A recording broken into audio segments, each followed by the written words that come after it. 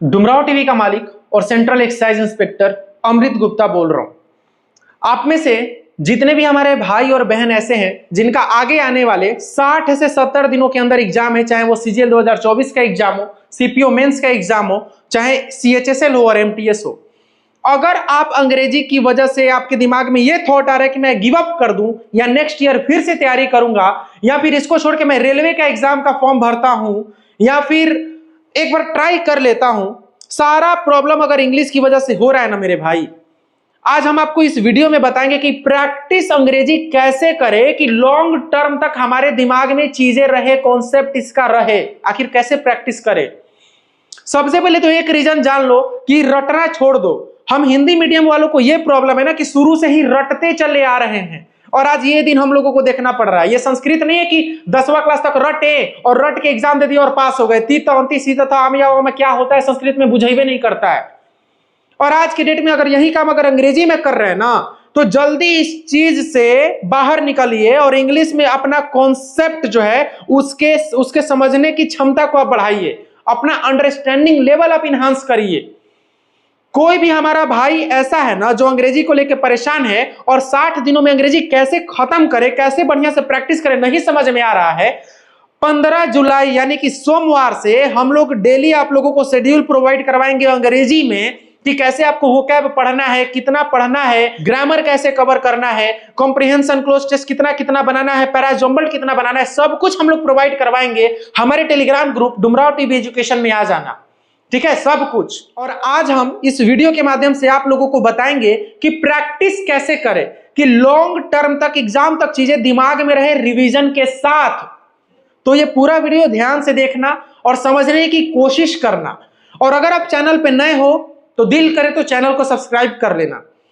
देखो अब हम बात करते हैं कि प्रैक्टिस कैसे करें। जिनका भी आगे आने वाले 60 से 70 दिनों में एग्जाम है, कोई भी आपके घर में किताब होगा ना, चाहे वो एमबी पब्लिकेशन हो, चाहे वो पिनैकल हो, चाहे वो किसी टीचर का नोट्स हो, कुछ भी हो, बस प्रीवियस ईयर होना चाहिए।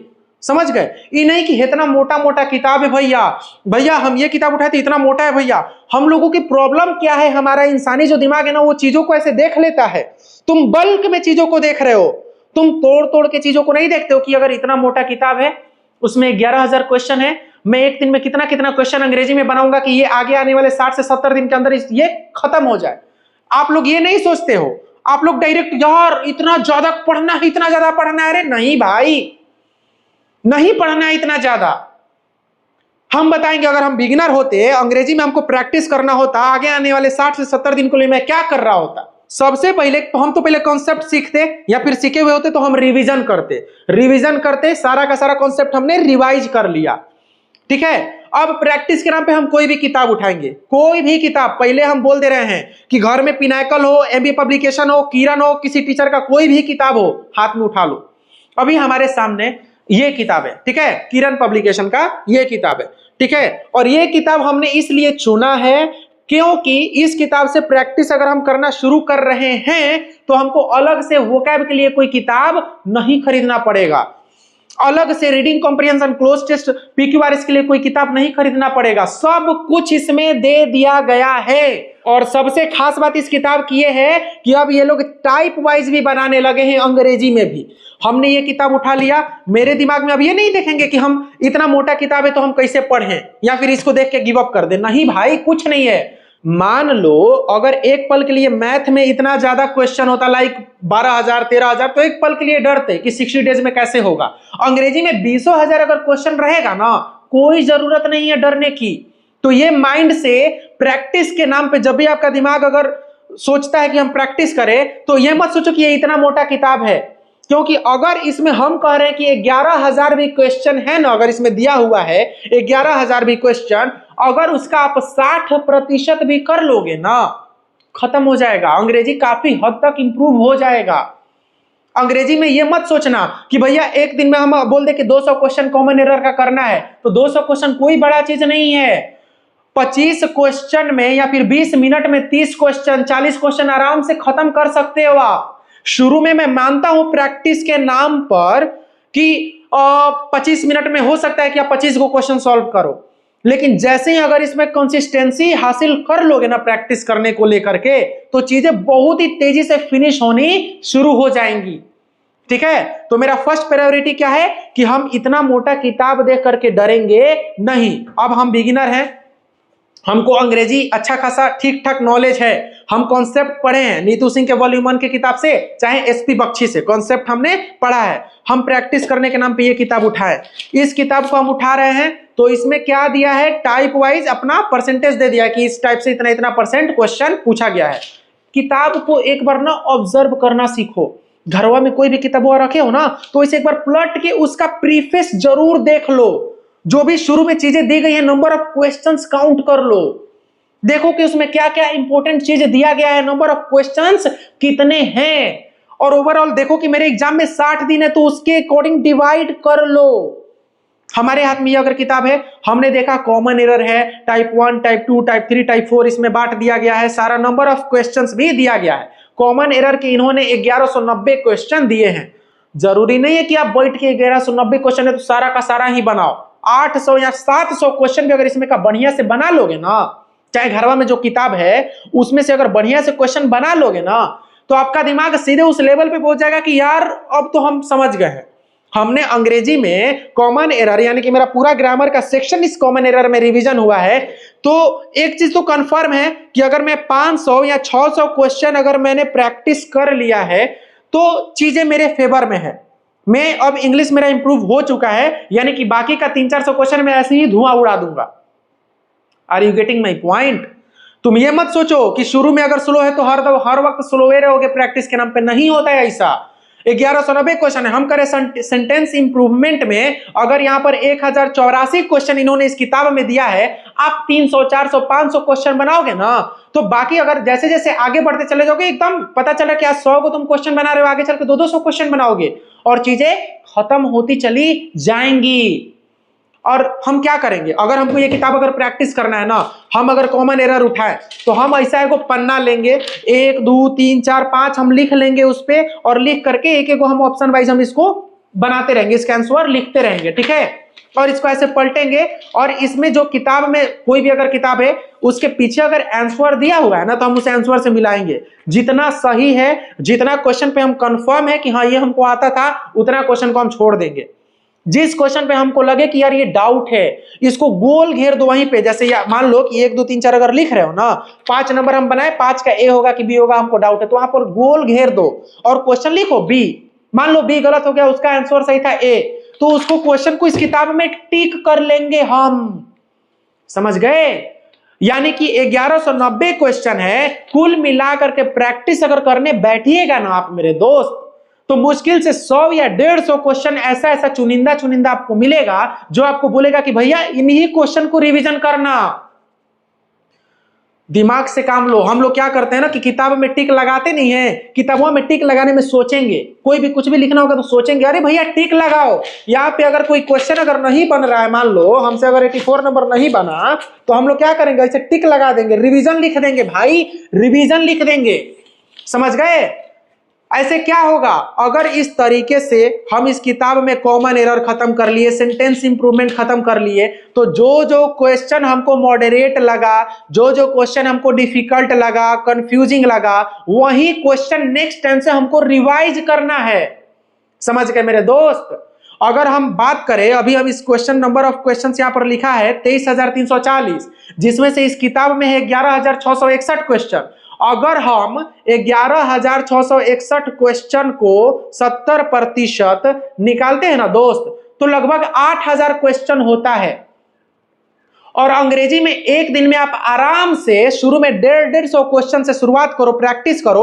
उस 150 क्वेश्चन में कोशिश करो कि 20-25 क्वेश्चन हमेशा ऐसा तुमको मिल जाए जो आपको रिवाइज करना है। तो अगर हम 150 क्वेश्चन भी अगर हम करेंगे ना, तो मात्र 54 दिन में हमारा फिनिश हो जाएगा ये किताब। आप लोग डरो मत, इस इतना मोटा किताब है प्रैक्टिस के नाम पे तो हम देख के डर गए, नहीं, यही तो मेरे में अंदर क्वालिटी है कि मैं डरता नहीं था। अब हम क्या करेंगे भैया, कॉमन एरर 1190 हो गया, हमने 1190 के हिसाब से 150 क्वेश्चन कितना दिन लिया, 1190 भागा में 150, 7 दिन में यहाँ इसका कॉमन एरर खत्म हो गया। तो जब कॉमन एरर हमने खत्म कर लिया और रिवीजन के लिए टिक लगा दिया मेरे भाई, नेक्स्ट टाइम रिवीजन के नाम पे सैटरडे संडे को वही चीज हुआ देखो ना, वही चीज जा करके देखो, उसी को केवल रिवाइज करो। बाकी क्या जरूरत है बहुत सारी चीजें देखने का। जब आपको लग जाए कि हाँ ये किताब से अब हम कंठस्थ हो चुके हैं, ये किताब एकदम अब हमको चीजें समझ में आ गई है, मेरा अच्छा खासा प्रैक्टिस हो गया है, धीरे धीरे ऑनलाइन पे भी शिफ्ट हो जाओ, समय के साथ भी प्रैक्टिस करने लग जाओ। गलत कह रहे तो कमेंट बॉक्स में बोलो। अब हमारा दूसरा सेगमेंट आता है रीडिंग सेक्शन। कभी सोचे हो कि क्लोज टेस्ट कॉम्प्रिहेंशन और पीक्यूआरएस क्यों नहीं बन पाता है? इसके पीछे एक रीजन है कि रीडिंग सेक्शन में आप वीक हो। इसीलिए हम अपने Telegram group Dumraon TV education पे डेली एक स्टोरी देते हैं इजी लैंग्वेज में ऑडियो एक्सप्लेनेशन के साथ, ताकि आप लोग उसको कम से कम अगर फॉलो भी कर लोगे ना रोज का रोज, तो आपको एक एक सेंटेंस का पता चल जाएगा कि इसका मतलब क्या होता है। इसीलिए हमने आसान आसान स्टोरी से शुरुआत करा है, ताकि आप अपना रीडिंग सेक्शन की क्षमता को बढ़ा सको। हम लोग हिंदी मीडियम वाले हैं ना मेरे भाई, इसीलिए इतना प्रॉब्लम होता है। तो अपने रीडिंग सेक्शन को जब तक इंप्रूव नहीं करोगे, जब तक दिन भर में 30-40 मिनट रीड नहीं करोगे, तब तक पीक्यूआरएस, क्लोज टेस्ट, कॉम्प्रिहेंशन गलत होता रहेगा कभी ना कभी, कुछ ना कुछ। इसीलिए मैं आज भी बोलता हूं कि हमेशा रीडिंग सेक्शन पर काम करो तुम लोग भाइयों। इसीलिए मैं बता रहा हूं हमेशा 30 मिनट पढ़ो। जाके देख लेना उस टेलीग्राम ग्रुप में, कमेंट बॉक्स में लिंक है, मैं वहां पर स्टोरी देता हूं डेली, जाके पढ़ो ना जी उसको। 10 दिन फॉलो करके देखो कितना इंप्रूवमेंट होगा आपकी लाइफ में। तो अगर हमको कॉम्प्रिहेंशन, क्लोज टेस्ट और पीक्यूआरएस प्रैक्टिस करना है तो यहाँ पे अच्छा खासा क्वेश्चन दिया है, या फिर घर में कोई भी किताब है उसमें अगर दिया हुआ है 500 क्वेश्चन, 600 क्वेश्चन बना जाओ। डेली कसम खा लो कि 2 गो क्लोज टेस्ट और 2 गो कॉम्प्रिहेंशन और 10 गो पीक्यूआरएस हमको बनाइए के सोना है। 60 दिन तक पता नहीं आपका लेवल कहां से कहां पहुंच जाएगा। हकीकत बता रहा हूं। डेली अगर 5 गो कॉम्प्रिहेंशन और 5 गो क्लोज टेस्ट अगर करोगे ना, 5-5 गो, माने 1 गो कॉम्प्रिहेंशन है, 5 गो क्वेश्चन या 10 गो क्वेश्चन है, इस तरीके से 5-5 गो अगर कॉम्प्रिहेंशन करोगे और 5-5 गो क्लोज टेस्ट, डेफिनेटली 100% मेरा वादा है कि इंप्रूवमेंट होगा आपकी लाइफ में। और समझ के करना है, कॉम्प्रिहेंशन को ध्यान से पढ़ना है और तब जाके टिक लगाना है। Are you getting my point or not? और कोई भी अगर क्वेश्चन नहीं समझ में आ रहा है तो हमारे टेलीग्राम ग्रुप में आओ, वहां पे अपना डाउट पूछ लेना। तो इस किताब की सबसे खास बात यही है कि इसमें भर भर के क्वेश्चन दे दिया गया है। आप इसका 70 से 80% भी क्वेश्चन प्रैक्टिस कर लोगे तो आप एक लेवल पे पहुंच जाओगे और सोचोगे कि यार 70% मैंने कवर कर लिया, ये 30% तो ऐसे ही हल्का फुल्का है, मैं इसको उड़ा दूंगा हवा में। समझ गए? तो इस तरीके से प्रैक्टिस करो आगे आने वाले 60 दिनों में मेरे भाई। कोई भी तुम्हारे घर में किताबें, हाथ जोड़ के निवेदन है, मत पूछो कि बेस्ट बुक कौन है भैया, किस किताब से प्रैक्टिस करना चाहिए। ठीक है। तीसरा सेक्शन आता है वोकैब। आखिर क्यों भूल जाते हो बार बार वोकैब? कभी सोचे हो? जब तक वोकैब रटने की कोशिश करोगे किसी ना किसी माध्यम से, वो भूलोगे ही भूलोगे। वोकैब हिस्ट्री, जियोग्राफी नहीं है कि भाई सब चीज रट रहे हैं। रट रट के कितना दिमाग में आप ले लीजिएगा। आपको वर्ड है, वर्ड को यूज करने आता ही नहीं है तो कहां से वो याद रहेगा आपके दिमाग में? कभी सोच के देखो तुम खुद। जिस दिन आप लोग संस्कृत में वर्ड रटोगे, वर्ड है रट लिए, कुछ आते पता नहीं कि कैसे वर्ड यूज होता है, एग्जांपल से रिलेट करने आता ही नहीं, बिल्कुल भूलोगे तुम। ट्रिक विरिक यहां पे कुछ नहीं काम करेगा। और यही वो कारण है जिसकी वजह से मैंने डुमराव टीवी एजुकेशन पे मेरे भाई वोकैब को मैं सिखाता हूं। मैं हमेशा इस चीज का विरोध करता हूं कि वोकैब रटो, मत रटना, नहीं तो भूलोगे। हम लोग वहां पे वोकैब देते हैं, इंग्लिश डेफिनेशन, हिंदी डेफिनेशन देते हैं और एग्जाम्पल देते हैं, ताकि कोई भी लड़का या लड़की आराम से वर्ड पढ़े, डेफिनेशन पढ़े और एग्जाम्पल से उसको रिलेट करके सीखे, ताकि वो वर्ड किस कॉन्टेक्स्ट में यूज होता है। जाके देख लो डुमराव टीवी एजुकेशन पे, कमेंट बॉक्स में लिंक है, तब जाकर के हमसे बात करना। काम कर रहे हैं हम लोग ताकि आप लोग लाइफ में बेटर कर सको और वोकैब को अच्छे से सीख सको। ऑडियो एक्सप्लेनेशन भी आता है हमारे ग्रुप में, जाकर के एक बार देखो तो सही मेरे भाई। एक बार 1 सप्ताह के लिए फॉलो तो करके देखो। वो जो वोकैब वाला लिस्ट है उसी लिस्ट से तुम 60 दिन कर लो और 60 दिन करने के बाद किरण पब्लिकेशन उठाइए या कोई भी किताब उठाइए और उसमें का सारा वोकैब ऐसे ऐसे टिक लगाइए। ठीक है, नंबर ऑफ क्वेश्चंस लिख लीजिए और एकदम इसका ए होगा, इसका बी होगा। गारंटी के साथ करो कि 80 से 90% तक वोकैब आपका इंप्रूव्ड हो चुका रहेगा। मेरा दावा है अगर 60 दिन तक वोकैब फॉलो कर लिए तो। क्यों? क्योंकि हम रटने पर काम नहीं करवाते हैं। हमारा मकसद है आपकी लाइफ में वैल्यू ऐड करना और सिखाना। हम नहीं चाहते हैं कि आप भी हिंदी मीडियम से और हम भी हिंदी मीडियम से हैं और इसको संस्कृत में जैसे पास किए लोग उसी तरीके से इंग्लिश भी पास करें, ऐसा पॉसिबल नहीं है। जितने भी हमारे भाई और बहन तैयारी कर रहे हैं, हाथ जोड़ के निवेदन है कि अंग्रेजी को रट्टा मारना आज ही छोड़ो। कमेंट बॉक्स में प्रॉमिस करो कि रट्टा नहीं मारोगे। भैया हम रट्टा नहीं मारेंगे, हम कॉन्सेप्ट को सीखेंगे, हम इंग्लिश में अंडरस्टैंडिंग डेवलप करेंगे।